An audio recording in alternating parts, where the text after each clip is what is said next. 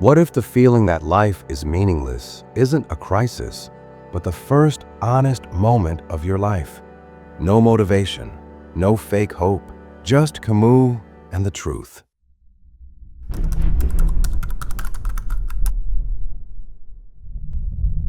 You wake up, you scroll, you work, you sleep. Somewhere between coffee and notifications, a thought slips in. What's the point of all this?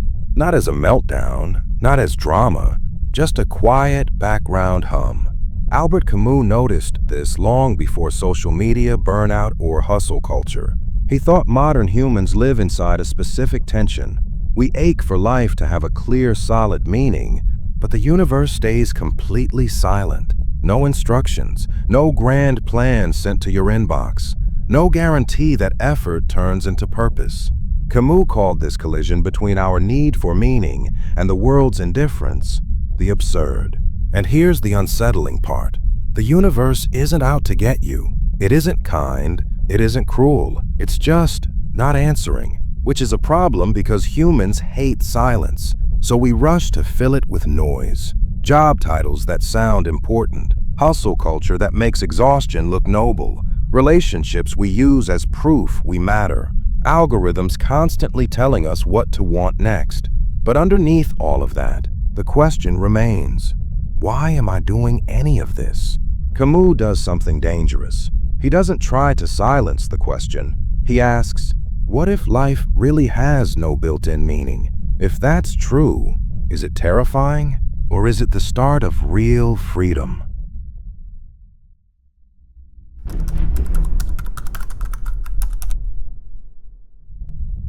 Camus begins The Myth of Sisyphus with a brutal claim. The most important philosophical question is whether life is worth living. It sounds like pure darkness. But Camus is not a nihilist. He doesn't say, nothing matters, so do whatever. He says something far more uncomfortable. Meaning is not given to you. If it exists, you will have to create it, and nothing guarantees it will last. To explain, he turns to an ancient punishment, Sisyphus. Sisyphus is condemned by the gods to a simple, endless task. Push a huge rock up a mountain, watch it roll back down, repeat. Forever. No progress, no finish line, just the same pointless effort again and again. It sounds absurd. It also sounds like most people's Mondays. Wake up, push the rock of emails, chores, deadlines. It all slides back overnight. Repeat tomorrow. Now here's Camus' twist. He ends the essay with a shocking line. We must imagine Sisyphus happy. Why? Because at the exact moment Sisyphus becomes fully conscious of his situation, no escape, no payoff, no secret higher meaning, he has a choice. He can lie to himself, or he can see clearly and still push the rock. If he accepts the absurdity of his task, without pretending there's a hidden purpose, without hoping the gods will change the rules, without turning his suffering into a beautiful story, then something flips. The rock is still heavy. The work is still endless, but it is no longer a punishment he passively receives. It becomes the struggle he owns. The gods lose their power the moment he stops begging them for meaning. Camus calls this stance revolt. Not rebellion with flags and slogans, but a quiet, stubborn refusal to let meaninglessness crush you. No religious escape, no spiritual loophole, no comforting lie. Just this. I see clearly. I know there is no guarantee, and I choose to live and to act anyway. So if nothing is guaranteed to matter in the end, why not just give up? Camus' answer is simple and ruthless, because giving up is just another way of saying, I refuse to live in reality unless it flatters me. He thinks we can do better than that.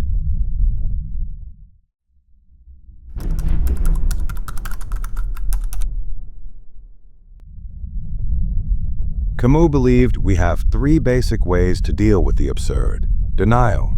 Pretend there is a guaranteed meaning, some fixed destiny, final reward, or cosmic plan that justifies everything. Escape.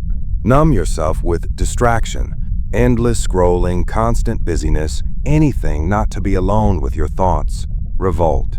Face the absurd directly and live fully anyway. He rejects the first two. Denial trades clarity for comfort. Escape trades your life for noise. Instead, he suggests something he calls living without appeal.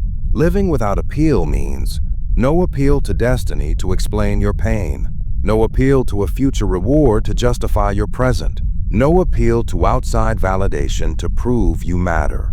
You stop putting your life on trial in front of some imaginary judge. You live now, intensely, honestly. You create not because it will be remembered forever, but because in the moment of creating, you feel vividly alive. You love, not because love solves life, but because being with someone here and now is its own answer. You work, not as a path to salvation, but as a way to express what's in you while you're here. Life doesn't need a grand narrative to be worth living, any more than music needs a meaning to move you. Camus believed that once you stop demanding meaning from the universe, you stop feeling betrayed by it. And that's the paradox. Life gets lighter when you stop asking it to justify itself. The absurd doesn't vanish, the rock doesn't disappear, but it stops owning you.